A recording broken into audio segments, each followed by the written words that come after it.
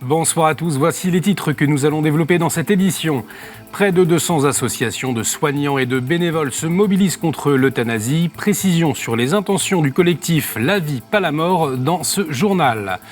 Nous reviendrons sur les derniers travaux des évêques à Lourdes, mais aussi sur le temps fort de cette assemblée, la prise de parole des victimes d'abus.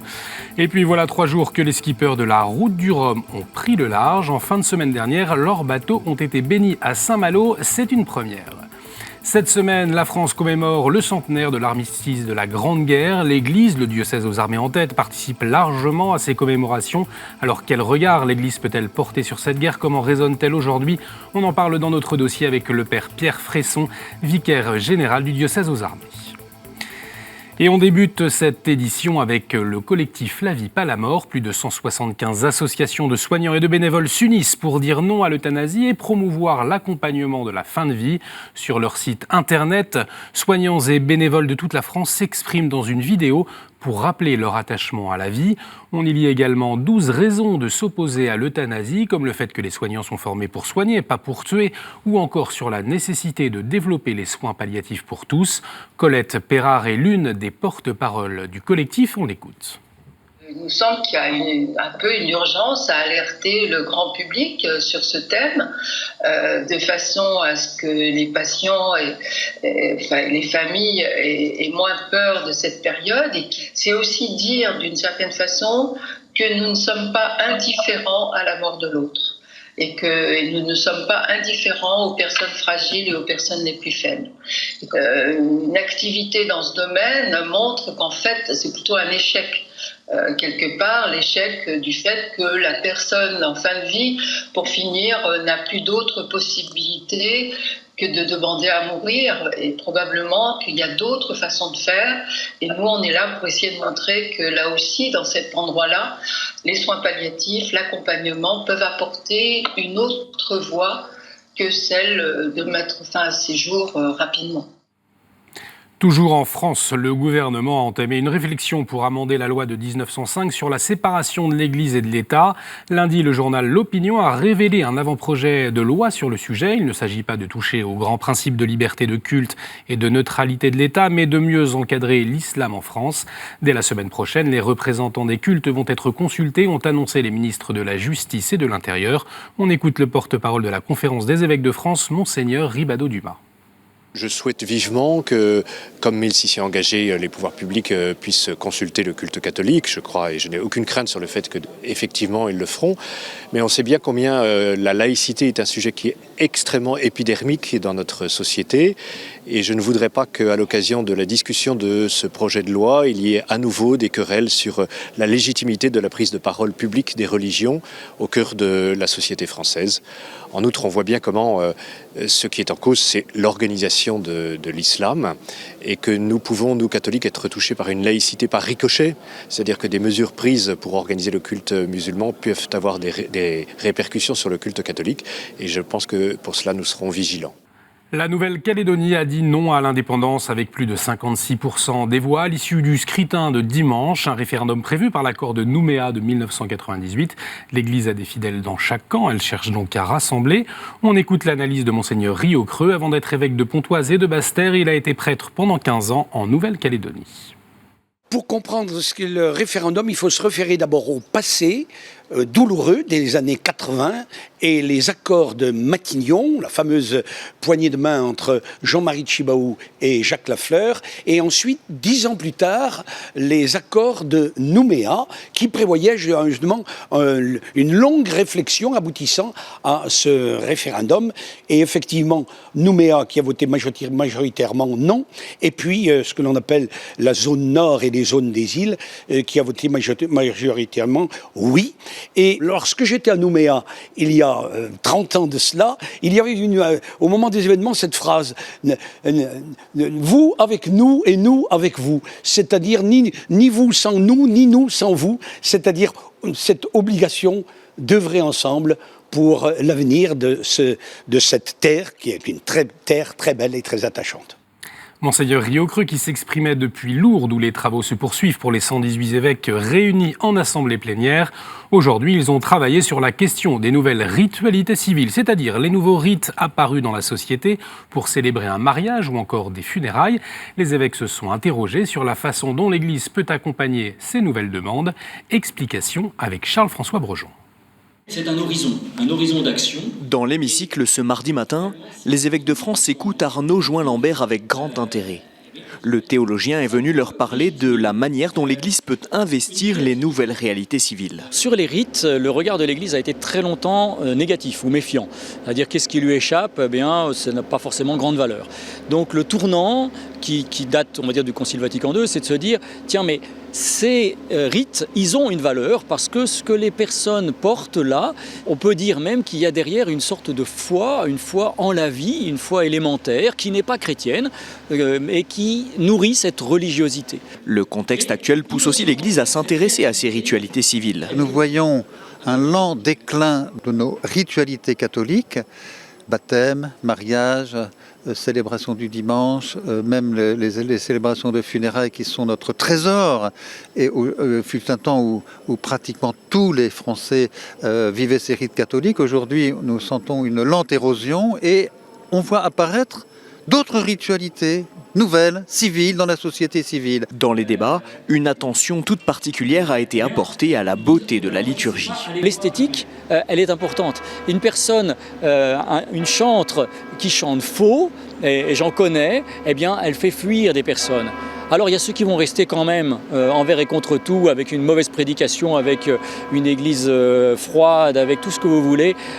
Ils vont rester. Mais il y en a beaucoup, ils vont rentrer et ils vont faire demi-tour tout de suite. Ou en tout cas, ils ne reviendront plus. Et donc, il faut soigner cette dimension esthétique aussi.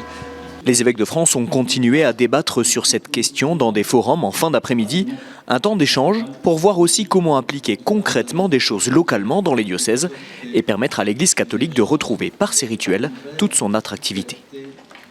Et puis hier, les évêques ont mené une réflexion sur l'Europe et son avenir à quelques mois des élections européennes. Et l'un des temps forts de l'Assemblée plénière a eu lieu samedi. Les évêques de France ont rencontré par petits groupes 8 victimes d'abus sexuels commis par des prêtres.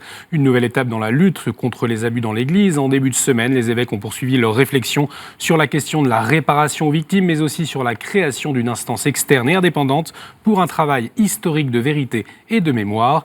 Parmi les victimes qui ont accepté de témoigner à Lourdes, Véronique Garnier et Olivier Salvignac. Samedi, ils se sont exprimés devant la presse.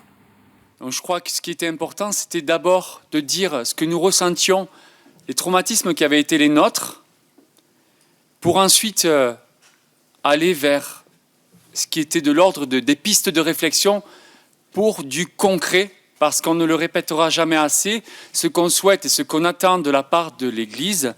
Certes, c'est une réflexion théologique, mais c'est aussi des actes pour et avec les victimes de pédophilie.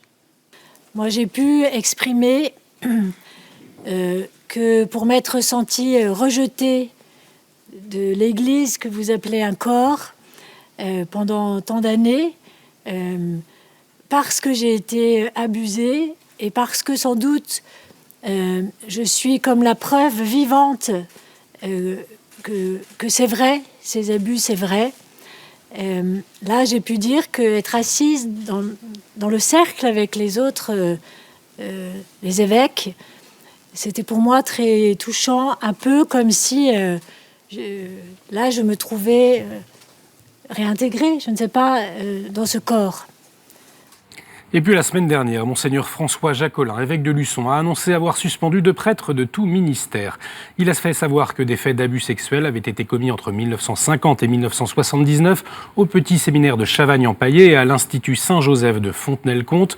En ce qui concerne Chavagne, 8 à 9 prêtres seraient concernés, dont 2 sont encore en vie.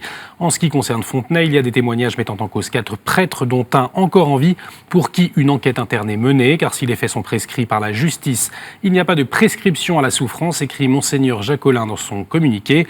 Si des victimes souhaitent se faire connaître, une adresse, parole de victime pays de Loire @gmail.com. Les semaines sociales de France à la recherche d'un nouveau souffle, créé en 1904 et inspiré par la doctrine sociale de l'Église, l'association propose de réfléchir et de débattre sur des questions de société. Ce week-end, les participants à la 93e session ont échangé sur le christianisme social aujourd'hui, mais aussi sur l'avenir des semaines sociales de France. Antoine Cottier était sur place. Les semaines sociales ont entrepris une reformulation de leur projet avec l'écriture collective d'une nouvelle feuille de route. Pour poser les jalons de ce renouveau, l'association souhaite se baser sur les actions entreprises par les jeunes générations. On voit aujourd'hui dans les jeunes générations énormément d'engagement. Et il est important de faire les ponts entre ces différentes générations. Non pas en disant « nous avons quelque chose à leur dire », c'est aussi qu'eux ont beaucoup à nous dire. Et donc, quand on parle de refondation des semaines sociales, c'est aussi l'envie d'arriver à se faire bouger un petit peu par la manière dont les jeunes générations voient les mêmes problèmes que nous. Accueil des migrants, chômage, mal logement ou encore solitude, les débats touchent différents sujets précis. Environ 300 personnes ont participé aux tables rondes pour déterminer les futurs axes de travail de l'association, des axes de travail toujours inspirés par la doctrine sociale de l'Église. Ce que nous enseigne l'Église en matière de dignité de la personne, de recherche du bien commun, de place prioritaire laissée aux plus pauvres, ce sont des repères pour comprendre les situations dans lesquelles nous vivons. Plus que jamais, nous semble-t-il, on a besoin pour agir, de penser et d'essayer de se donner des moyens de comprendre ce qui se passe, d'analyser la complexité des choses et de proposer des repères à nos contemporains. Cette session a donc été l'occasion d'expérimenter de nouvelles pédagogies participatives avec des jeunes. Une initiative qui sera renouvelée en 2019 lors de la prochaine session, avec cette fois pour thématique les fragilités sociales. À l'étranger maintenant, c'est la situation au Yémen qui est très préoccupante. Près de 2 millions d'enfants souffrent de malnutrition et 400 000 risquent leur vie.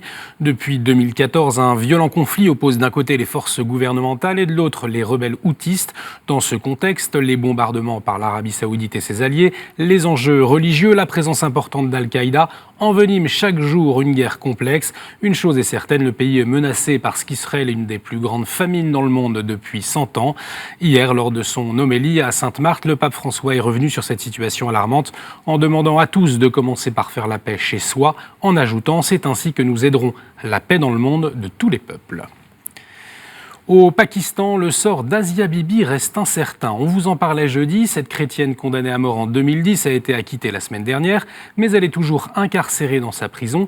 La décision de sa libération avait rendu furieux les islamistes du pays qui ont alors bloqué le pays pendant 3 jours. Le gouvernement a été contraint de signer un accord avec les manifestants. Précision avec Anne-Isabelle Tollet, porte-parole du comité international Asia Bibi. Ce que l'on sait, c'est qu'il y a eu une requête déposé auprès du gouvernement en vue d'une révision du procès d'Asia Bibi. Ce sont les islamistes qui ont demandé ça auprès d'Imran Khan.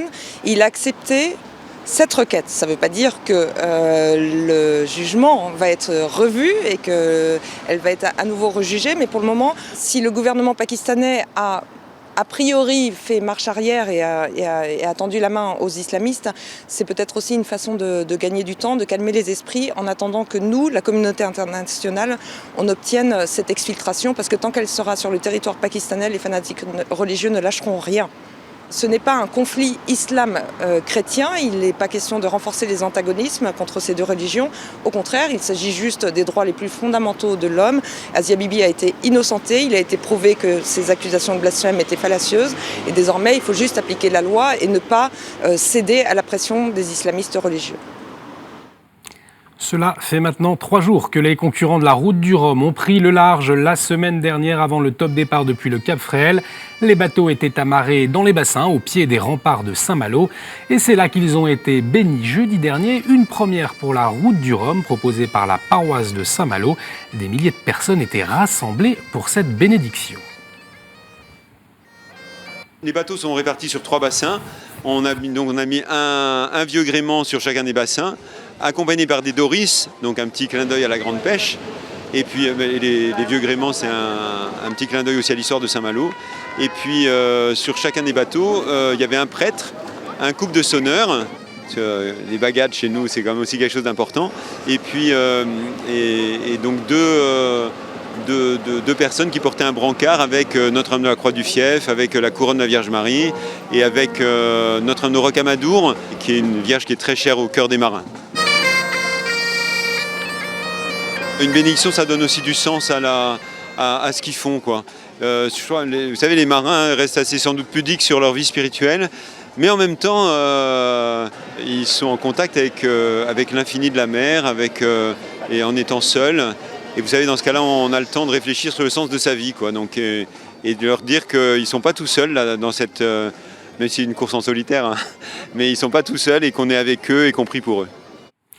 Voilà les actualités que nous avons retenues pour vous aujourd'hui. Tout de suite, on retrouve notre invité, c'est le dossier.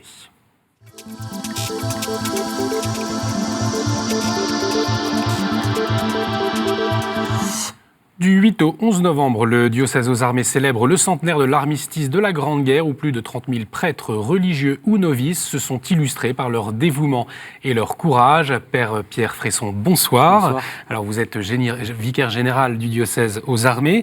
Alors l'Église et plus précisément le diocèse aux armées s'associe largement aux commémorations. Alors en quoi ce devoir de mémoire est important, est essentiel ? De gratitude. Un devoir de gratitude, de reconnaissance pour tous ceux qui se sont engagés, et notamment qui se sont engagés au nom de leur foi, dans la défense des leurs, de la défense de la France. Et je pense qu'on touche là, en fait, le commandement « Tu honoreras ton père et ta mère », très simplement. Et puis, je crois que ça vaut aussi pour nous, puisque une commémoration nous est utile pour aller nous ressourcer à ce terreau qui a pu générer ces sacrifices, qui a pu expliquer le sens de donner sa vie. Un pays qui cultive la valeur du don de soi, du sacrifice, de la recherche de la paix, ça se cultive. Et tous les jours, on a besoin d'y travailler. Vous parlez de recherche de la paix qui doit se cultiver.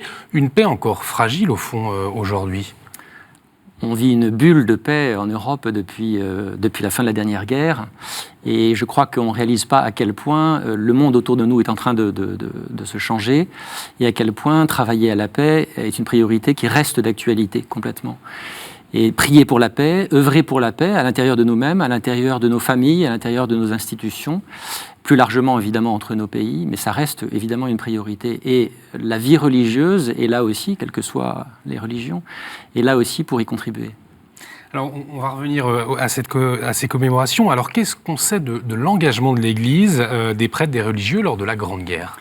Je le trouve très impressionnant parce que vous savez qu'à partir de 1880, la France a vécu une période dont elle n'est pas forcément fière en tout, qui a été une période de persécution religieuse véritablement entre 1880 et la Deuxième Guerre mondiale.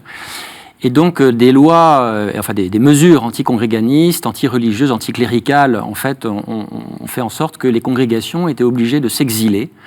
Donc on a 30 000 prêtres religieux, religieuses qui ont dû quitter la France. Et au moment de la déclaration de guerre, donc ces lois antireligieuses ont été suspendues.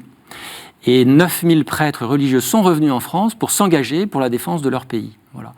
On le dit moins, mais il y a aussi 12 000 religieuses qui sont allées travailler pour le soin des blessés à proximité des champs de bataille. Donc un engagement très fort. Et après-guerre, en fait, au moment où Édouard Herriot souhaitait remettre en place les lois antireligieuses, ça a été un soulèvement national.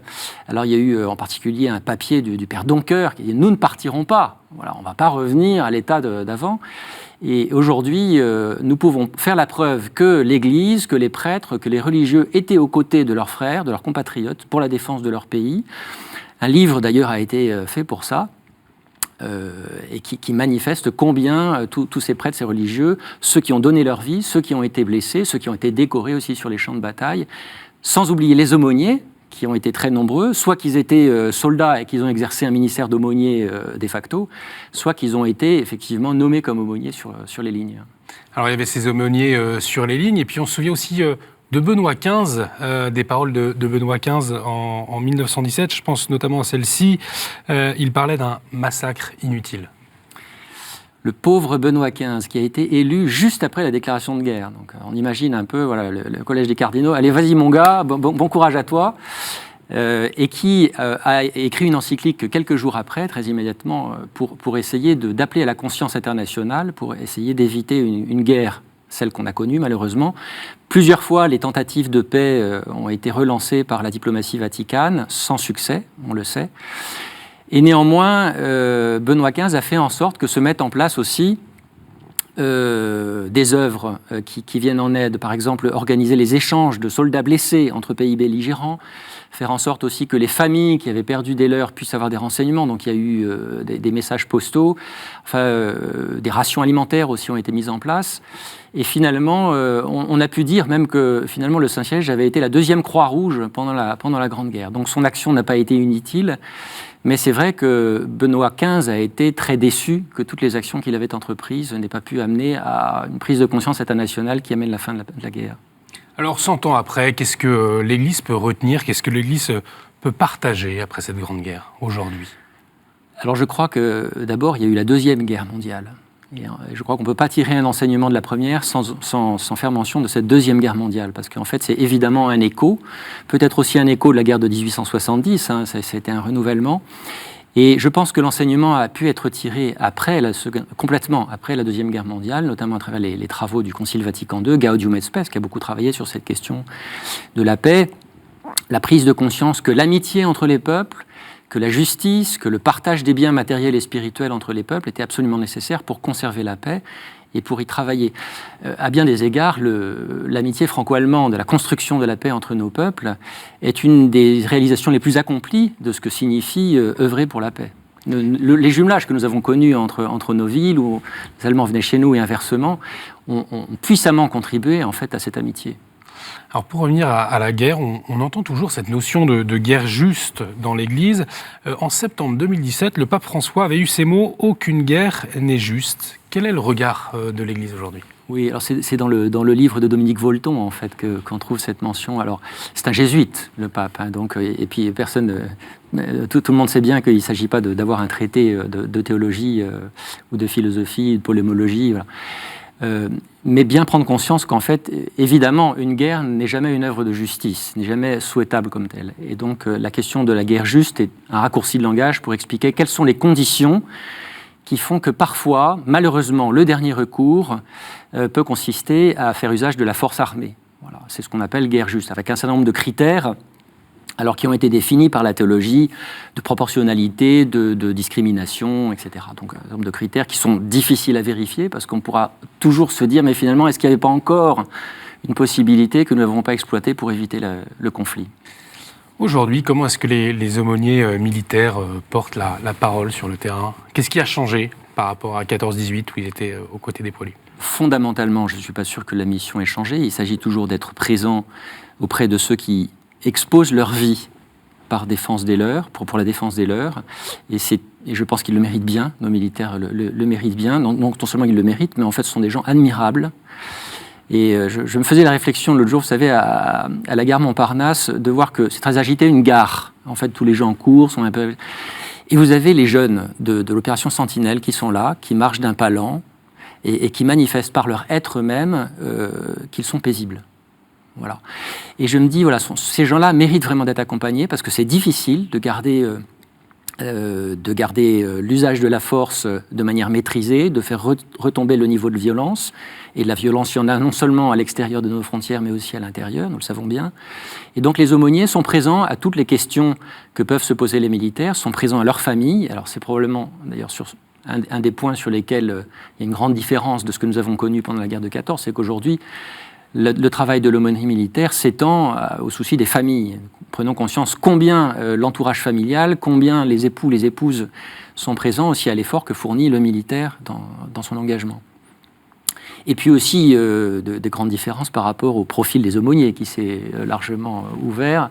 Donc aujourd'hui, l'aumônier capucin avec la grande barbe qu'on connaît la guerre de 14 en soutane, c'est un peu modifié puisqu'on a des aumôniers femmes, on a des aumôniers de différents cultes. Grande différence aussi dans les types de conflits rencontrés puisque les guerres d'État à État avec des frontières, avec une guerre qui commence à telle date et qui finit à telle date, c'est fini. Et donc ce sont des insurrections, des contre-insurrections, des zones grises, et puis des conflits qui sont menés avec des entités qui ne sont plus étatiques. Même si Daesh se dit être un État islamique, en fait c'est quand même une entité transnationale et transétatique. Et de la même façon, Boko Haram, voilà. Donc ce sont des gens avec lesquels les guerres ne se font plus de la même façon. Bien entendu, il paraît évident que parler des conventions de Genève avec Boko Haram est compliqué. Je ne suis pas sûr qu'il les ait lues.